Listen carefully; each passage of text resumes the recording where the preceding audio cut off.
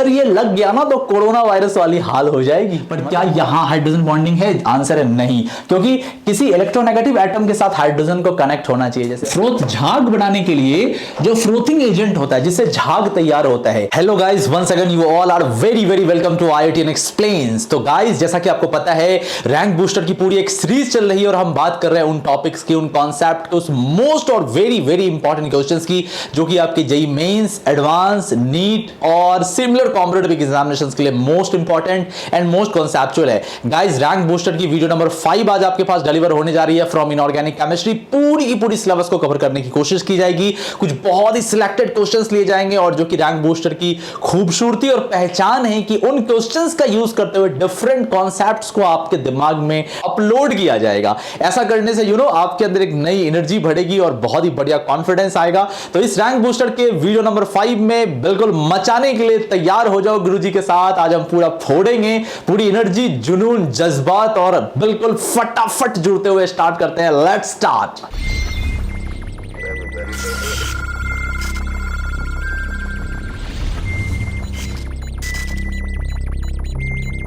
Okay guys, start करते हैं। तो स्टार्ट करने से पहले मैं आपसे रिक्वेस्ट करूंगा, जो कि हर बूस्टर्स में मैं आपसे रिक्वेस्ट करता हूं, मेक श्योर गाइस आपके पास पेन हो, आपके पास नोटबुक हो, ताकि जो भी बातें निकल के आए आप उसको पैरेलली नोट करते हुए जाएंगे। इसको कहानी के जैसा या एपिसोड के जैसा ना सुने, ये कोई स्टोरी नहीं है मेरे भाई, ये बूस्टर्स हैं। Now close your eyes for 3 और 4 second and totally connect with us. जुड़ गए हमारे साथ, मेरी और आपकी एनर्जी लेवल बिल्कुल सिंक्रोनाइज हो चुकी है। बूम बूम से स्टार्ट करते हैं गाइस फर्स्ट क्वेश्चन की तरफ। ओके गाइस, फर्स्ट क्वेश्चन की तरफ आते हैं। One of the most important and very very beautiful, इतना खूबसूरत सवाल शायद ही आपने कभी देखा होगा। जरा ध्यान से पढ़े। बोला गया है कि d orbital participating in the hybridization of the central atom of the polar molecule K3IO5। एक मॉलिक्यूल है, बहुत ही रिसेंट मॉलिक्यूल है, बहुत ही बढ़िया मॉलिक्यूल है, इस पे बहुत सारे रिसर्च किए जा रहे हैं, बहुत ही बढ़िया मॉलिक्यूल है। K3IO5 का पोलर मॉलिक्यूल है, उसके अंदर जो सेंट्रल एटम है मतलब आयोडीन, उसका हाइब्रिडाइजेशन में कौन सा डी ऑर्बिटल पार्टिसिपेट करेगा? dz2, dx2, dx और dz। करो खुद से। कर लिया क्या? अब मेरी बारी है, ध्यान से देखना गाइस। सबसे पहला काम क्या होगा भैया, हमें पहले पता तो चले भाई हाइब्रिडाइजेशन क्या है। तो हाइब्रिडाइजेशन निकालेंगे किसका? K3IO5 का। बाद में डिसाइड करेंगे होगा क्या। तो गाइस, हाइब्रिडाइजेशन निकालने का शॉर्टकट मैंने बताया था, टोटल इलेक्ट्रॉन को काउंट करो। पोटेशियम का 1 तो 3 है, तो 3 × 1 3 हो गया।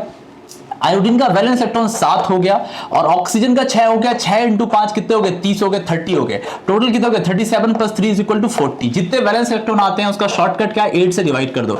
मतलब कितने आ गए हमारे पास? 5 आ गए। तो इसका स्टेरिक नंबर कितना हो गया? ये इसका स्टेरिक नंबर हो गया। Steric number = 5। मतलब हमारे पास हाइब्रिडाइजेशन कैसा आ गया? sp3d आ गया। अब sp3d का मतलब क्या है गाइस? हमारे पास दो चीजें हो सकती है। एक चीज हो सकती है sp3d के मतलब क्या हो सकता है कि ये हो सकता है स्क्वायर पिरामिडल हो, या हो सकता है क्या हमारे पास क्या टीबीपी ज्योमेट्री हो, ट्राइगोनल बाइपिरामिडल हो। ठीक है, ओके, वेरी गुड। तो गाइस, या तो एसपी होगी या तो हमारे पास टीबीपी होगी, क्योंकि दोनों ही केसेस में आपको पता है स्टेरिक नंबर कितना होता है? 5 होता है। तो जरा अब हमें स्ट्रक्चर पे ध्यान देना होगा। ठीक है, IO5 के हम दोनों स्ट्रक्चर को ड्रॉ करते हैं। तो सबसे पहले हम स्क्वायर पिरामिडल की बात करते हैं। तो अगर स्क्वायर पिरामिडल लेंगे गाइस तो ये ऐसा होगा, I डबल बॉन्ड O, इस तरफ से O-, यहां से O- और यहां से O-। ये हमारे पास स्क्वायर पिरामिडल दिख रहा है।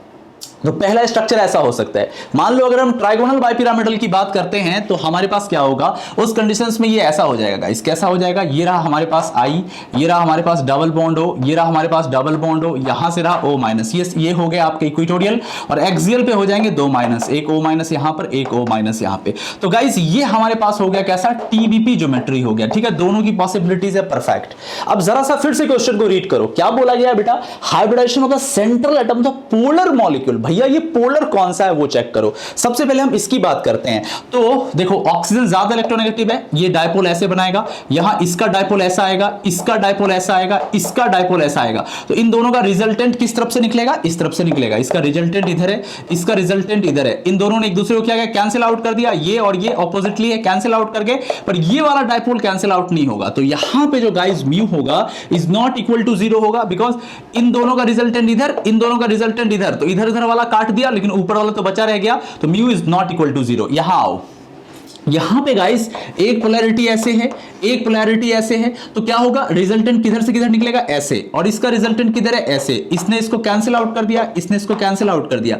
जरा ऊपर चेक करो, ये ऐसे गया, जरा नीचे चेक करो, ये ऐसे गया, इसने इसको कैंसिल आउट कर दिया, तो म्यू इज इक्वल टू क्या हो गया, 0 हो गया। तो अब सवाल में हमसे क्या बोला गया था कि ये पोलर मॉलिक्यूल है, मतलब टीबीपी तो हो नहीं सकता, इसका मतलब ट्राइगोनल बाइपिरामिडल के जो हमने प्रोबेबिलिटी लिए थे ये कैंसिल आउट हो गया, ये रॉन्ग हो गया।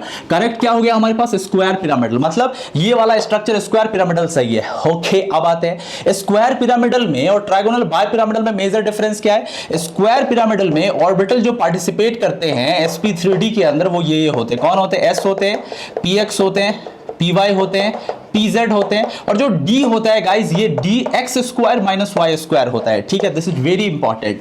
दूसरी तरफ गाइस ट्राइगोनल बाइपिरामिडल में कौन कौन होता है, s होता है, px होता है, py होता है, pz होता है, और हमारे पास dz स्क्वायर होता है। गाइस याद रखना इस बात को, यहां पे जो ऑर्बिटल्स होते हैं, जो एक्सियल आ रहा है बिकॉज ऑफ दिस, ये dz स्क्वायर की वजह से आ रहा है, तो गाइस यहां पे dz स्क्वायर होता है, पर dz स्क्वायर तो होगा नहीं, क्योंकि ये स्ट्रक्चर तो पहले ही हमने बता दिया है कि ये तो नॉन पोलर है। मतलब स्क्वायर पिरामिडल तो ऑर्बिटल कौन है, dx square minus Y square, तो correct answer is B. Guys क्या क्या करना था, कितना बढ़िया सवाल था। पहले तो पता करना था भैया हाइब्रिडेशन क्या है, तो दो प्रोबेबिलिटी आ गई, दोनों प्रोबेबिलिटी में पोलरिटी के हिसाब से पहले हमने फिक्स किया कि मॉलिक्यूल कैसा हो सकता है, उसके बाद हमने चेक किया हाइब्रिडाइजेशन का कि कौन सा ऑर्बिटल पार्टिसिपेट करेगा। गाइस इसको बोलते हैं केमिकल बॉन्डिंग का लाजवाब खूबसूरत जिंदाबाद सवाल। आई होप ये धनाधन एनर्जी के साथ चमका दिया होगा इस सवाल ने आपको। मूव करते हैं अगले क्वेश्चन पे। Next, okay guys, next question की तरफ आते हैं। कोऑर्डिनेशन केमिस्ट्री से बहुत ही शानदार सवाल पूछा गया है आपसे, जरा ध्यान से पढ़ो क्या है। बोला गया है कि अमोनियम फेरस सिट्रेट रिएक्ट करता है पोटेशियम फेरिसाइनाइड के साथ और फॉर्म करता है एक कलर्ड सॉल्यूशन का, और ये जो कलर्ड सब्सटेंस है ये एक पिगमेंट है जो कि यूज किया जाता है इंक इंडस्ट्री में या पेंट इंडस्ट्री में। ओके, तो कलर और oxidation state of the metal is, तो कौन सा वो कलर आता है और ऑक्सीडेशन स्टेट उसके अंदर मेटल का क्या होता है। चार ऑप्शन है, सिंगल करेक्ट ऑप्शन है। मजेदार सवाल है, कोऑर्डिनेशन से खुद से करें, आई होप कर लिया होगा। अब जरा इधर आओ गाइस, आपको बच्चे क्या करते हैं, इस पूरे के पूरे फॉर्म मैं कई साल से पढ़ा रहा हूं और मैं देखता हूं कि हर बार बच्चे इसके फॉर्मूले के ऊपर ज्यादा जोर डालना स्टार्ट करते हैं। मत करो ऐसा, सिंपली सोचो क्या ये क्या हो सकता है। तो अमोनियम फेरस सिट्रेट के अंदर फेरस है, फेरस का मतलब गाइस क्या है, Fe2+, यस या नो, बस इतना बताओ। यस, Fe2+ फेरस है, बस अपने को इसी से मतलब है। पोटेशियम फेरिसाइनाइड मतलब हमारे पास क्या है, K3 है, FeCN6 है, इसको बोलते हैं पोटेशियम फेरिसाइनाइड। ओके, इसका एक्वस सॉल्यूशन हमने लिया, ठीक है गाइस। इसके साथ जब इसको ट्रीट करते हैं तो आप जरा सोचे, जब फेरस Fe2+ का रिएक्शन पोटेशियम फेरिसाइनाइड के साथ करवाया जाता है तो बहुत ही खूबसूरत चमकदार ब्लू कलर का सॉल्यूशन आता है, जिसको हम बोलते हैं व्हाट, क्या बोला जाता है, टॉन्सबुल ब्लू बोला जाता है। गाइस यहां पर बनता है Fe4 FeCN6 का whole thrice dot 4H2O। Guys ये जो कंपाउंड है ना, कमाल का ब्लू कलर का, शाइनी ब्लू कलर का, एकदम ब्राइट ब्लू कलर का कंपाउंड है, जिसको हम बोलते हैं टर्नबुल्स ब्लू, टर्नबुल्स ब्लू बोला जाता है, ठीक है, टर्नबुल ब्लू। अब गाइस इसका टर्नबुल ब्लू का अगर IUPAC नाम की बात करोगे तो ये गाइस हमारे पास है आयरन 2 हेक्सासाइनोफेरेट, हेक्सासाइनोफेरेट 2, ये आयरन 3 है। अब ये गाइस इसको हम कैसे डिसाइड कर सकते हैं, ये 2 है या 3 है, 3 है या 2 है, कैसे पता चलेगा, जरा उस पर भी विचार करते हैं। देखो गाइस हमारे पास क्या है, Fe4 है और FeCN6 का होल थ्राइस है।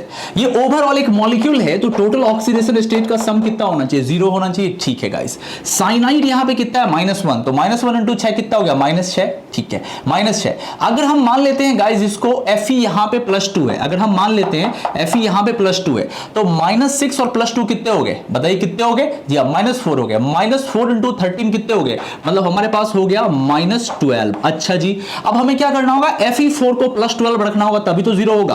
तो Fe4 +12 कब होगा, जब ये Rn +3 में रहा होगा, तो 3 इंटू 4 इज इक्वल टू कितना हो गया, +12। अब +12 -12 इज इक्वल टू 0। इसका मतलब है ये वाला जो आयरन है वो 3 ऑक्सीडेशन स्टेट में है और अंदर वाला जो है वो +2 ऑक्सीडेशन स्टेट में है। तो यहां पे आयरन के 2 ऑक्सीडेशन स्टेट है, +2 और +3, और इसका रंग कैसा हो गया, रंग हो गया टोन ब्लू। तो हमारे पास टॉन्सबल ब्लू मतलब हमारे पास blue and +2 and +3 is the answer. मैं फिर से बता रहा हूं गाइस, फेरस आयन जो होता है एक्वस पोटेशियम फेरिसाइनाइड के साथ रिएक्ट करता है और Fe4 FeCN6 का होल स्लैश .4H2 ये टॉन्सबल ब्लू बनाता है। ये बहुत ही चमकदार ब्लू कलर का सॉल्यूशन है जो बहुत ही फेमस है। ये गारमेंट इंडस्ट्री में भी यूज किया जाता है, इंक में यूज होता है, पेंट और बहुत जगह यूज होता है। बहुत ही कमाल का ब्लू पिगमेंट है गाइस। इसका फॉर्मूला होता है Fe4 FeCN6 का होल थ्राइस और लिखा जाता है आयरन 3 हेक्सासाइनोफेरेट 2। अगर हमें नहीं पता ऑक्सीडेशन स्टेट कितना है तो हम 0 लाने की कोशिश करेंगे। साइनाइड का -1 है, -1 × 6 कितना हो गया, -6 हो गया। और Fe अगर हम मान लेते हैं थोड़ी देर के लिए यहां पे रहा होगा व्हाट 2 रहा होगा, तो 2 और यहां पे हमारे पास कितना हो गया 2 यहां से और -6 यहां से, तो -4 × 3 -12 हो गया। बाहर हमें +12 लाना होगा, 3 × 4 +12 +12 -12 = 0। तो हमारे पास करेक्ट आंसर क्या हो गया, ये ब्लू और +2 एंड +3 ऑक्सीडेशन। कितना कमाल का था। बच्चे गलती क्या करते हैं, इस फेरस सिट्रेट का फॉर्मूला ढूंढने लग जाते हैं, सोचने लग जाते हैं और ये अमोनियम फेरस सिट्रेट क्या होगा। Don't worry guys, active component Fe2+ है और Fe2+ ही तो पोटेशियम फेरिसाइनाइड से रिएक्ट के टॉन्सबल ब्लू देता है। दैट्स ऑल गाइस, इतना ही तो था। कोई मुश्किल थी क्या सवाल, मुश्किल नहीं थी, लेकिन अगर इसको मुश्किल बना दोगे गाइस तो मुश्किल लगने लगेगा। सो ऐसा ना करें, पॉजिटिव और शांत दिमाग के साथ सोचेंगे तो ऑटोमेटिकली बन जाएगा गाइस। Move to next.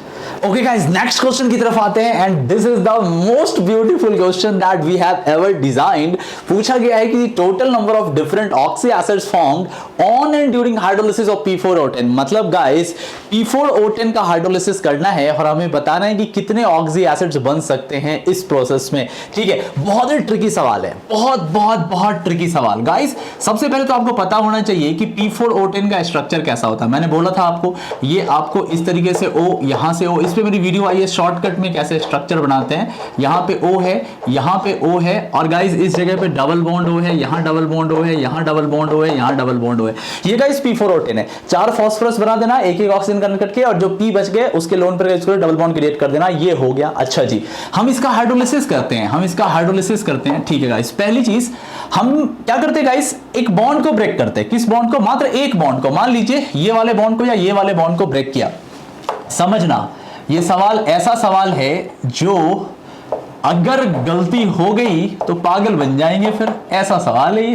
देखो यहां पे डबल बॉन्ड, यहां पे डबल बॉन्ड, यहां पे डबल बॉन्ड, यहां पे डबल बॉन्ड। हम क्या करते हैं गाइस, मान लो कि ये वाला डबल बॉन्ड को ऐसे ही छोड़ दिया, इस डबल बॉन्ड को ऐसे ही छोड़ दिया, सॉरी सिंगल बॉन्ड को ऐसे ही छोड़ दिया, और ये जो बीच वाला जो बॉन्ड था, ये जो बीच वाला बॉन्ड था, इसको उड़ा दिया, हाइड्रोलिसिस कर दिया। तो यहां पे आ गया OH, यहां पे आ गया OH, आ गया OH। हमने इस बीच वाले O को ब्रेक किया OH और OH में। तो पहला एसिड ये रहा हमारे पास, पहला एसिड। अरे OH एसिड ही तो है, P के साथ OH कनेक्टेड। अच्छा, एक ये बन सकता है। फर्दर गाइस अगर मान लीजिए हम फिर से इसका हाइड्रोलिसिस करते हैं और इस वाले एसिड को भी ब्रेक करते हैं तो हमारे पास क्या बनेगा, देखो ऐसा बनेगा P P P। इस वाले लिंकेज को हटा रहे हैं, ठीक है। यहां पे है डबल बॉन्ड, यहां पे है गाइस O, यहां पे है गाइस O, यहां पे है गाइस O, यहां पे है गाइस O, यहां पे आ गया OH, यहां पे आ गया OH। हाँ, यहां है डबल बॉन्ड, हाँ यहां है डबल बॉन्ड, यहां है डबल बॉन्ड। अब हमने क्या किया, इस बॉन्ड को भी बीच से खोल दिया, यहां से हो गया OH, यहां से हो गया OH। अगेन एक नया एसिड आया ना, अरे आया तो टेट्रा मेटा फॉस्फोरिक एसिड, यही तो है tetra Meta phosphoric acid. Guys दूसरा एसिड हमारे पास बना। ठीक है गाइस, 2 एसिड बन गए। फिर से हाइड्रोलिसिस करते हैं, H2O फिर से हाइड्रोलिसिस किया और अब हम क्या करेंगे, बीच से किसी एक को खोल देंगे। इस पूरे के पूरे लूप को मान लो हमने यहां से खोल दिया। अच्छा, तो ओपन करने के बाद कितने हमारे पास हो गए, 1 2 3 4। पहले तो आप ऐसे बनाओ P डबल बॉन्ड O और गाइस हमारे पास क्या हो गया, यहां से हो गया OH, यहां से हो गया O, यहां से P डबल बॉन्ड O, यहां से हो गया OH, यहां से हो गया P डबल बॉन्ड O, यहां से हो गया OH, बीच में एक O लगा हुआ है। यहां से फिर से 1 2 3, यहां से हमारे पास एक और O आएगा O, यहां से हो गया P double bond O OH और यहां से आ गया OH और यहां से आ गया OH। यही आया क्या, 1 2 3 4। देखो P double bond OH, O P double bond OH, O P double bond OH, O P double bond OH और एक इधर से OH, एक इधर से OH। यही तो हमारे पास आया। इसको क्या बोलेंगे, टेट्रा पायरो फॉस्फोरिक एसिड। ये तीसरा एसिड है, इसको बोलेंगे tetra pyro phosphoric acid, 3 acid बना, ठीक है गाइस, ओके ग्रेट। अब 3 एसिड बन चुके। अब गाइस हम इसको फिर से ब्रेक करेंगे। तो अब इसका ब्रेक कई तरीके से हो सकता है। पहला ब्रेक हो सकता है कि हम इसको यहां से उड़ा दें, यहां से, यहां से उड़ा दें। तो क्या बन जाएगा 1 2 3 और 4। मतलब एक ब्रेक हम ऐसे करें तो ये बन सकता है P डबल बॉन्ड O, यहां से आ गया OH, यहां से आ गया OH, यहां से आ गया OH।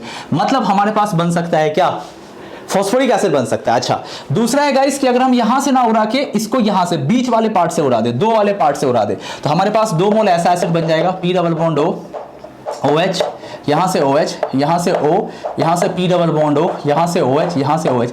एक तो था हमने ऐसे ब्रेक किया, एक था हमने यहां से ही ब्रेक कर दिया। तो PO OH OH PO OH OH ये वाला एसिड बन सकता है। ओके गाइस, अच्छा इसके कितने बन जाएंगे, 2 मोल बन जाएंगे। अच्छा गाइस, ये भी तो हो सकता है कि मैं 3 में और 1 में उड़ाऊं, तो एक हमारे पास ये भी बन सकता है P double bond O OH OH O P double bond O OH O P double. कितना खूबसूरत सवाल है, मैं तो इसको बनाते हुए ना गूज बम्प्स महसूस कर रहा हूं। इस सवाल को इतना शानदार है।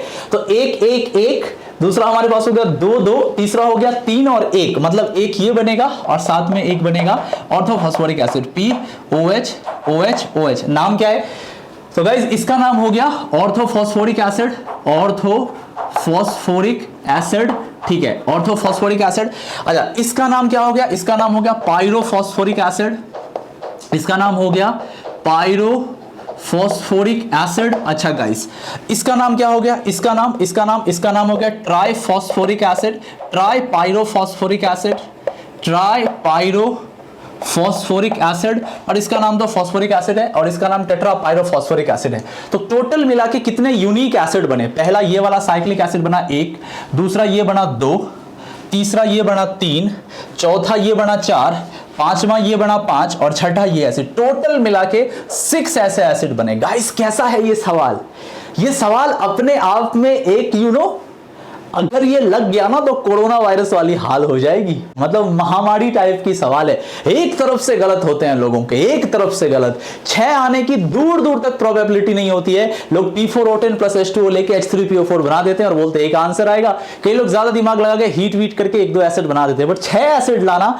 ये अपने आप में बहुत चैलेंजिंग काम है। देखो 6 के 6 एसिड किस तरह से आए हैं। प्रोबेबिलिटी चेक करनी थी, यहां से यहां से यहां से, फिर 2 से, फिर 3 और 1 से, टोटल मिला के टोटल 6 यूनिक एसिड का फॉर्मेशन हो रहा है जब हम P4O10 का हाइड्रोलिसिस करते हैं। कैसा लगा सवाल, कैसा लगा, मजा आया? लाइक करो, लाइक करो, लाइक करो, शेयर करो, कमेंट करके बताओ, तभी तो पता चलेगा कि मेहनत रंग ला रही है। Move to next. Guys next question की तरफ आते हैं और ये क्वेश्चन आजकल बहुत ट्रेंड में है गाइस, मेटलर्जी का क्वेश्चंस, जहां पे डिफरेंट प्रोसेसेस के ऊपर सवाल पूछे जा रहे हैं लास्ट 10 इयर्स के अंदर। उसी को ध्यान में रखते हुए हमने एक सवाल डिजाइन किया है। यहां पर आपको लिस्ट 1 और लिस्ट 2 में कुछ मैचेस हैं और उनके कुछ कोड्स हैं और आपको मैच करना है कि इनमें से डिफरेंट कोड्स किस किस को मैच करेंगे। सिंपल सा मॉडरेट लेवल का सवाल है, बहुत ज्यादा टफ नहीं बोला जा सकता। गाइस चेक करो, लिस्ट 1 और लिस्ट 2 को कर लिया खुद से, चलिए अब आते हैं इसको सॉल्व करते हैं। गाइस सबसे पहले हम बात करते हैं 1 नंबर पे साइनाइड प्रोसेस है। तो आपको पता है कि साइनाइड प्रोसेस मतलब हम किसकी बात कर रहे हैं।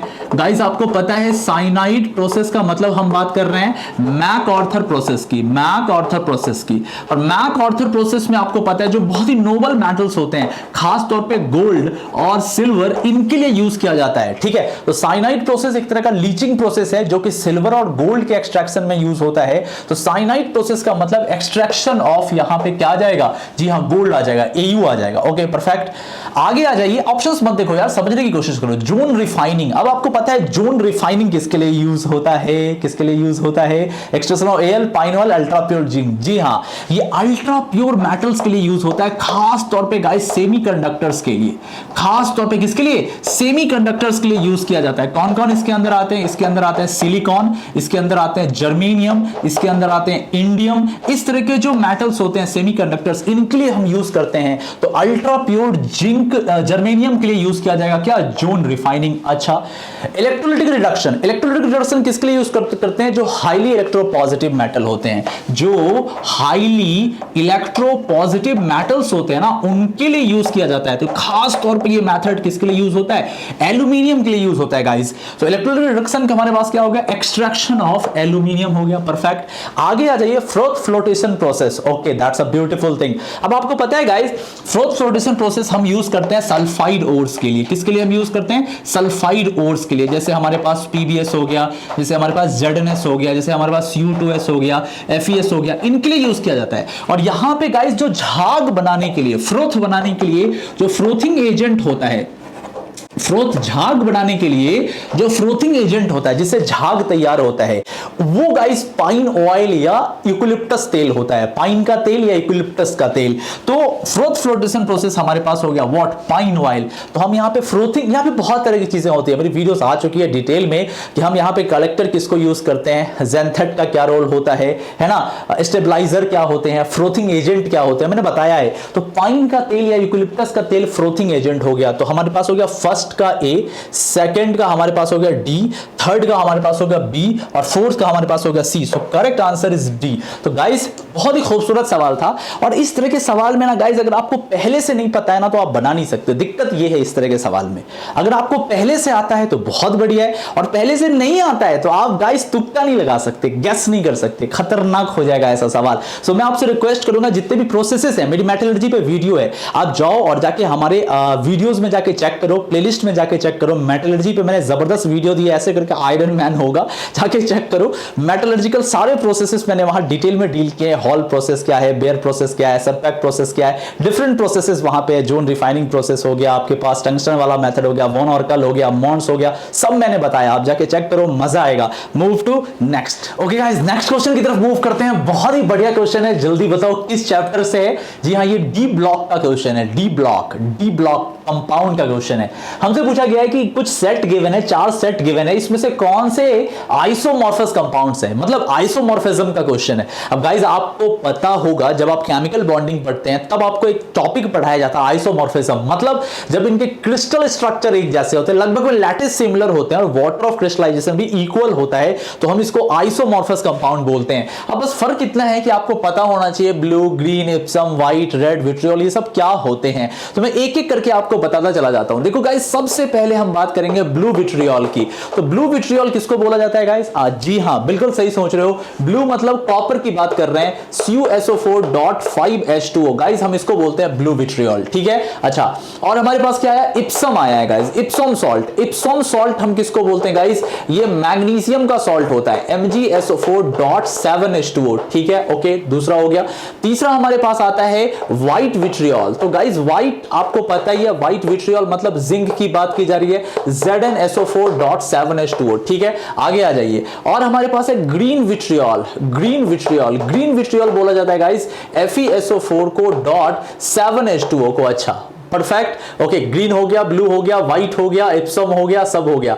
दिक्कत आके फंसेगी आपको, पता है कहां पे? रेड विट्रियोल पे आके फंसेगी गाइस। रेड विट्रियोल, या इसका एक और नाम है रोज विट्रियोल, रोज भी रेड होता है ना। तो रेड विट्रियोल या रोज विट्रियोल कोबाल्ट सल्फेट .7H2O को बोला जाता है। शायद आपको ये पता नहीं होगा, इसीलिए ये नेगेटिव हो सकता है। देख लो guys, blue vitriol, Epsom salt, white vitriol, green vitriol, red vitriol और रोज विट्रियोल। अब गाइस इसमें से आप चेक करें, ये सब 7H2O वाले, ये 5H2O वाला है, ठीक है। तो यहां पे ब्लू विट्रियोल और रेड विट्रियोल, ब्लू विट्रियोल में .5H2O है और रेड विट्रियोल में .7H2O है। जी नहीं, आइसोमॉर्फस नहीं है।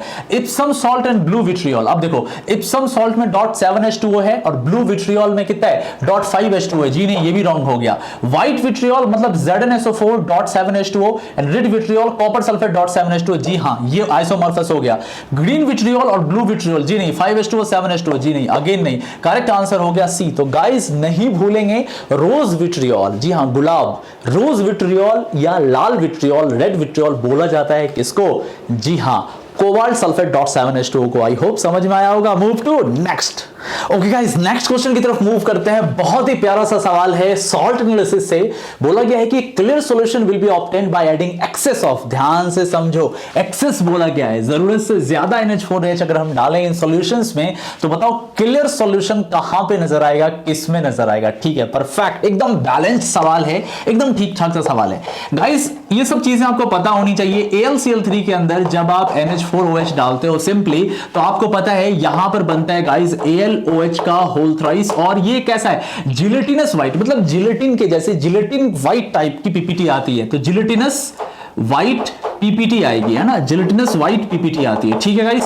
अब अगर इसमें तुम एक्सेस में NH4OH डाल दोगे जरूरत से ज्यादा, तो गाइस ये बहुत ही पार्शियली सॉल्यूबल होता है, बहुत ही कम, हल्का सा सॉल्यूबल होता है। अगर आप सचमुच में इसको डिसॉल्व करना चाहते हो तो NH4OH के साथ आपको एक माइल्ड ऑक्सीडाइजिंग एजेंट की जरूरत होगी। यहां पर अगर आप एक माइल्ड ऑक्सीडाइजिंग एजेंट जैसे H2O2 का यूज करते हो तो शायद ये कंप्लीटली सॉल्यूबल हो जाए, पर यहां पर ऐसा कोई ऑक्सीडाइजर नहीं दिया गया है, तो AlCl3 कंप्लीटली सॉल्यूबल नहीं आएगा, मतलब एक क्लियर सॉल्यूशन नहीं आएगी, ठीक है गाइस। आगे आते हैं ZnCl2 में गाइस अगर तुम NH4OH डालोगे तो ये गाइस सबसे पहले बनाएगा ZnOH का होल ट्वाइस जिंक हाइड्रोक्साइड, और एकदम white curdy PPT, white PPT इस जगह पे आएगी, आप लैब में करके देखोगे।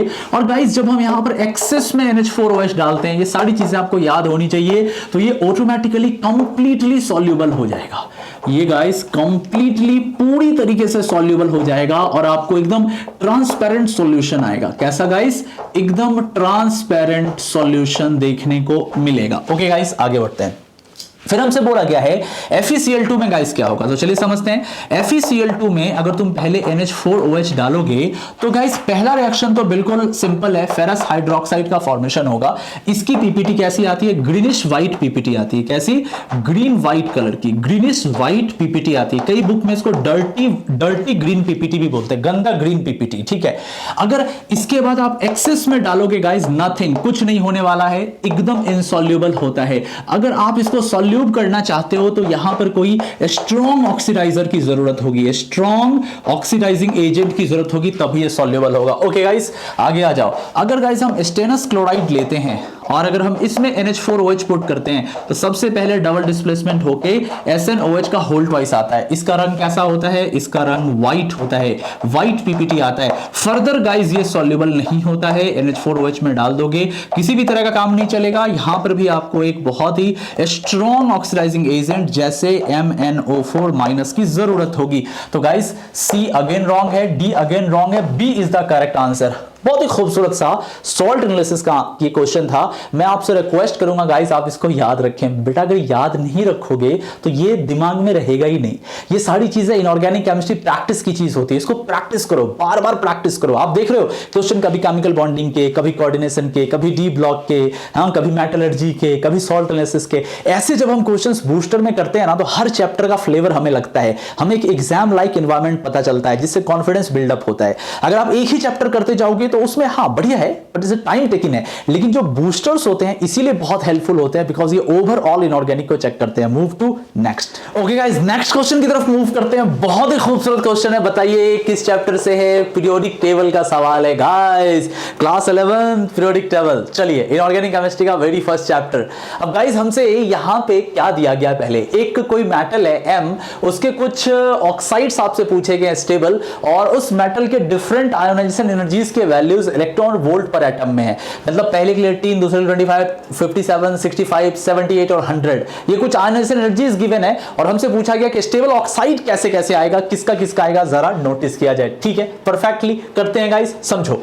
तो गाइस सबसे पहले देखो पहला आयोनाइजेशन एनर्जी कितना है, 18 है। अच्छा 18 के बाद 25 मतलब कितना इंक्रीज हुआ, +7 इलेक्ट्रॉन वोल्ट इंक्रीज हुआ। अच्छा 25 से जब हम थर्ड में जा रहे हैं गाइस तो एक का एक कितना 25, 25, 50 और 7 मतलब 32। ओ my God 32 electron volt per atom energy बढ़ गई, +7 इलेक्ट्रॉन वोल्ट पर एटम थी और एकाएक +7 से 32। इसका मतलब है कि ये जो 2 है ना, सेकंड जो है ना, मतलब +2 ऑक्सीडेशन स्टेट इसका बहुत ही स्टेबल है।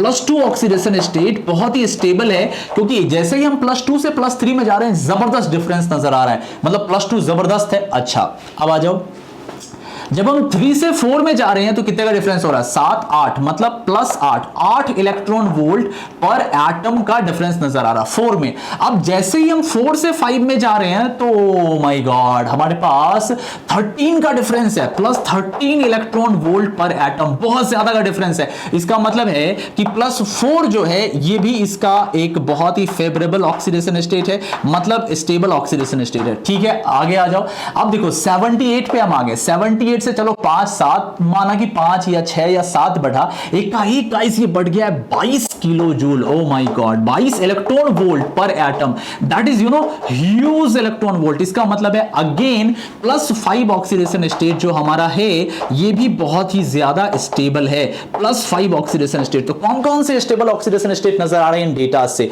2 के बाद एकाएक बढ़ा, इसका मतलब 2 बहुत बढ़िया था। 4 के बाद एकाएक बढ़ा, मतलब 4 बहुत बढ़िया था। 5 के बाद एकाएक बढ़ा, इसका मतलब 5 बहुत बढ़िया था। तो जो मेटल है ये M+2 है, M+4 है और M+5 है। तो इसका ऑक्साइड बनाएंगे, तो अगर इसका ऑक्साइड बनाएंगे तो O मतलब -2, तो इसके साथ क्या ऑक्साइड बनेगा? MO। अच्छा, +4 में हमारे पास क्या ऑक्साइड बनेगा? M2O4, मतलब हमारे पास बनेगा MO2 +4 में, और +5 में क्या बनेगा? हमारे पास बनेगा M2O5। तो हमारे पास ये 4 ऑक्साइड्स हो गए, MO2 और M2O5। MO, MO2 and M2O5, B is the correct answer. Guys बहुत ही खूबसूरत सवाल था पीरियोडिक टेबल पे, जहां पर कुछ आयोनाइजेशन एनर्जी को यूज करते हुए डिफरेंट स्टेबल ऑक्साइड्स पर कमेंट करना था। ऐसे सवाल अक्सर नजर आते हैं, हो सकता है इसी पर इलेक्ट्रॉन एफिनिटी का कोई सवाल हो सकता है इसी तरह का कोई टेबुलर फॉर्म या चार्ट फॉर्म में इलेक्ट्रोनेगेटिविटी पे सवाल हो। तो घबराने की जरूरत नहीं है, पॉजिटिव एनर्जी के साथ बनाओगे जरूर बनेगा। Move to next. Okay guys, next question की तरफ मूव करते हैं। बहुत ही प्यारा सवाल है, बहुत ही बढ़िया सवाल है, जो I think most of the student का सही होगा, ऐसा मेरा मानना है। ये GIOC से पूछा गया गाइस, जनरल इनऑर्गेनिक केमिस्ट्री से। जो जनरल इनऑर्गेनिक केमिस्ट्री होती है, जहां पे हम थोड़ी सी डायपोल मोमेंट, थोड़ी सी physical properties, boiling point, melting point, crystal structure, रंग, डिफरेंट गैसेस के नाम, उनके इवेपोरेशंस, डिफरेंट रेशियोज, कलर वलर और आयनिक रेडियाई, डिफरेंट रेडियाई का कंपैरिजन, थर्मल स्टेबिलिटीज पढ़ते हैं, उसको जनरल इनऑर्गेनिक केमिस्ट्री बोलते हैं। तो GIOC का सवाल है, हमसे पूछा गया है, जिस प्रॉपर्टी पे सवाल है वो BP का सवाल है, मतलब बॉइलिंग पॉइंट का सवाल है। तो करेक्ट बॉइलिंग पॉइंट इसमें से किसका है? ठीक है गाइस, मैं चाहूं तो इसको ऐसे बना सकता हूं, बट मैं इसको थोड़ा एक्सप्लेन कर दे रहा हूं। गाइस देखो, सबसे पहले हम सल्फ्यूरिक एसिड की बात करते हैं कि ये कुछ ऐसा होता है, S डबल बॉन्ड O, यहां से O, यहां से H, यहां से O, यहां से H। ये है गाइस हमारे पास सल्फ्यूरिक एसिड, मतलब H2SO4। अगला हमारे पास है डाइमिथाइल सल्फेट, बिल्कुल ऐसा ही है, S डबल बॉन्ड O, यहां से O के साथ लग गया है CH3, यहां से O के साथ लग गया है CH3, इसको बोलते हैं डाइमिथाइल सल्फेट, है ना, DMS। ठीक है, डाइमिथाइल सल्फेट। अब गाइस एक बात बताओ, इन दोनों में से अगर हम बॉइलिंग पॉइंट की बात करते हैं तो बॉइलिंग पॉइंट किसके ऊपर डिपेंड करता है? Boiling point is directly proportional to what? Intermolecular force of interaction, intermolecular forces of attraction, forces of attraction, मतलब जितना ज्यादा अट्रैक्शन होगा, जितना ज्यादा इनके बीच में एडहेसिव फोर्सेस होंगे, उतना बढ़िया है। तो गाइस हाइड्रोजन बॉन्डिंग, मतलब सिंपल लैंग्वेज में हम बोलें तो H बॉन्डिंग कितना जबरदस्त है। तो गाइस आप बताओ, H2SO4 में ज्यादा बढ़िया हाइड्रोजन बॉन्डिंग होगा या डाइमिथाइल सल्फेट में? जी हाँ, बिल्कुल सही बोल रहे हो, H2SO4 में सबसे बढ़िया होगा, बिकॉज यहां पर एसिडिक हाइड्रोजन है, ये हाइड्रोजन है, OH है, तो ये आपस में दूसरे मॉलिक्यूल के साथ हाइड्रोजन बॉन्डिंग से कनेक्ट हो सकते हैं। तो जितनी ज्यादा कनेक्टिविटी होगी, जितनी ज्यादा आपस में चिपकेंगे, जितने ज्यादा झुंड में मॉलिक्यूल आएंगे, उन बॉन्ड्स को ब्रेक करने के लिए ज्यादा एनर्जी देनी होगी, मतलब ज्यादा एनर्जी देनी होगी, ज्यादा हिम्मत लगानी होगी, ज्यादा एनर्जी प्रोवाइड करनी होगी, बॉइलिंग पॉइंट को बढ़ाना होगा। सिंपल सा फंडा है। तो H2SO4 का ज्यादा होगा, तो पहला वाला तो भाई रॉन्ग हो गया। अच्छा, आगे आते हैं। HN3, देखो ये अमोनिया नहीं है, हाइड्रोजोइक एसिड है और मिथाइल अजाइड है। देखो ये ऐसा होता है, N double bond N double bond N, यहां से है H, इसके ऊपर प्लस और इसके ऊपर माइनस। गाइस ये जो है ना, इसको बोलते हैं हाइड्रोजोइक एसिड। अच्छा, बिल्कुल इसी तरीके से यहां पे N double bond N double bond N, इसके ऊपर प्लस, इसके ऊपर माइनस और यहां से CH3। सेम कॉन्सेप्ट यहां पे लगाओ इन दोनों मॉलिक्यूल में, लीनियर कोई भी नहीं होता। इस मॉलिक्यूल में अगर गाइस हम बात करें तो अगेन यहां पर H बॉन्डिंग काम कर सकती है, ये दूसरे मॉलिक्यूल के साथ हाइड्रोजन बॉन्डिंग से कनेक्ट हो सकता है। पर क्या यहां हाइड्रोजन बॉन्डिंग है? आंसर है नहीं, क्योंकि किसी इलेक्ट्रोनेगेटिव एटम के साथ हाइड्रोजन को कनेक्ट होना चाहिए, जैसे फ्लोरीन, ऑक्सीजन और नाइट्रोजन। यहां पे कार्बन के साथ हाइड्रोजन कनेक्टेड है, मतलब यहां पे हाइड्रोजन बॉन्डिंग काम नहीं करेगा। मतलब बॉइलिंग पॉइंट किसका ज्यादा होगा? हाइड्रोजोइक एसिड का ज्यादा होगा मिथाइल अजाइड से, मतलब सही बात है। आगे आ जाओ, फॉस्फोरिक एसिड और हमारे पास है ट्राइमिथाइल फॉस्फेट। ये रहा गाइस फॉस्फोरिक एसिड, यहां से हो गया OH, यहां से हो गया OH, यहां से हो गया OH। अच्छा, जरा ट्राइमिथाइल फॉस्फेट भी देख लो, हमारे पास क्या हो गया, यहां से हो गया व्हाट, CH3, OCH3, यहां से हो गया OCH3, यहां से हो गया OCH3, यहां से हो गया OCH3। अब गाइस बताओ हाइड्रोजन बॉन्डिंग किस में होगा? बिल्कुल सही बोल रहे हो, हाइड्रोजन बॉन्डिंग तो इसमें होगा, बिकॉज यहां पे एसिडिक हाइड्रोजन है, OH OH, यहां पर किसी भी तरह का एसिडिक हाइड्रोजन नहीं है, तो ज्यादा इसका होना चाहिए, इसने उल्टा लिख रखा है, मतलब ये रॉन्ग है। सिमिलरली गाइस पानी और मिथेनॉल में हमें पता है, पानी में ज्यादा स्ट्रॉन्गर फोर्स पाया जाता है, साथ ही साथ इसको इसका स्ट्रक्चर ज्यादा कॉम्पेटेबल होता है हाइड्रोजन बॉन्डिंग बनाने के लिए, और हम इसको ऐसे भी बोल सकते सकते हैं इसमें ऑर्गेनिक चेन नहीं है, यहां पर ऑर्गेनिक चेन CH3 है, जिसके वजह से आपको पता है कि पानी का जो बॉइलिंग पॉइंट होता है वो 100 डिग्री होता है और CH3OH का थोड़ा सा डाउन होता है, यही रीजन है। तो CH3OH ग्रेटर देन है, अगेन रॉन्ग लिखा गया है। सिंपल सा आंसर दे सकते हैं, इसमें मिथाइल ग्रुप प्रेजेंट है, कार्बन चेन प्रेजेंट है, जिसकी वजह से यहां पर उतनी बढ़िया एच बॉन्डिंग काम नहीं कर पाएगी, दिक्कत होगी, आपस में कनेक्ट होने में प्रॉब्लम आएगी। जितना लेस हाइड्रोफोबिक पार्ट है उतना बढ़िया होगा हाइड्रोजन बॉन्डिंग के लिए। तो सिंपल सा आंसर हमारे पास क्या हो गया, बी, मतलब बी करेक्ट आंसर है बॉइलिंग पॉइंट के पॉइंट ऑफ व्यू से। गाइस छोटे छोटे स्ट्रक्चर्स हैं, हम तो इसको बिना स्ट्रक्चर बनाए भी एक्सप्लेन कर सकते थे, बट एक्चुअली एक्सप्लेनेशन इसलिए किया गया स्ट्रक्चर से कि हो सकता है सवाल ऐसे ना पूछ के किसी दूसरे पैरामीटर पे भी पूछ दिया जाए तो आप सही कर पाए। आई होप समझ में आ रहा होगा, कॉन्फिडेंस बन रहा होगा। लाइक करो और कमेंट करके बताओ कैसा लग रहा है। Move to next. Okay guys, next question की तरफ मूव करते हैं। बहुत ही बढ़िया सवाल है, जरा सा सोचे कि इस चैप्टर से, जी हाँ, ये एस ब्लॉक केमिस्ट्री का सवाल है। एस ब्लॉक से ये सवाल चूज किया गया है। बहुत ही बेसिक सा सवाल है बट इंटरेस्टिंग क्वेश्चन है। Hydrogen can not be obtained by the hydrolysis of sodium hydride, selene, calcium hydride and diboden। चार कंपाउंड है और आपको बताना है कि हाइड्रोजन किसमें ऑब्टेन नहीं किया जा सकता। आंसर निकालना आसान है बट हमें इक्वेशन पता होना चाहिए। गाइस देखो, सोडियम हाइड्राइड की अगर हम बात करते हैं गाइस, तो ये एक आयनिक हाइड्राइड है। एग्री करते होगे? Yes sir, this is ionic hydride. Again calcium hydride भी हमारे पास एक आयनिक हाइड्राइड होता है, ठीक है, ग्रेट। अच्छा, सिलिकॉन हाइड्राइड कंप्लीटली आयनिक या कंप्लीटली कोवलेंट नहीं होता, ठीक ठाक सा हाइड्राइड है। B2H6 कोवलेंट हाइड्राइड है, ठीक है। अब जरा हम आयनिक हाइड्राइड की बात करेंगे तो ये NaH है। जब तुम इसमें H2O डालोगे तो ऑब्वियसली इसका H- इसके H+ से कनेक्ट होएगा और ये सोडियम हाइड्रोक्साइड और हाइड्रोजन गैस देगा। वेरी सिंपल सा है, कोई ज्यादा मुश्किल वाली बात नहीं है। यहां से H- आ रहा है और यहां से H+ आ रहा है, दोनों को मिला के हाइड्रोजन निकाल दीजिए।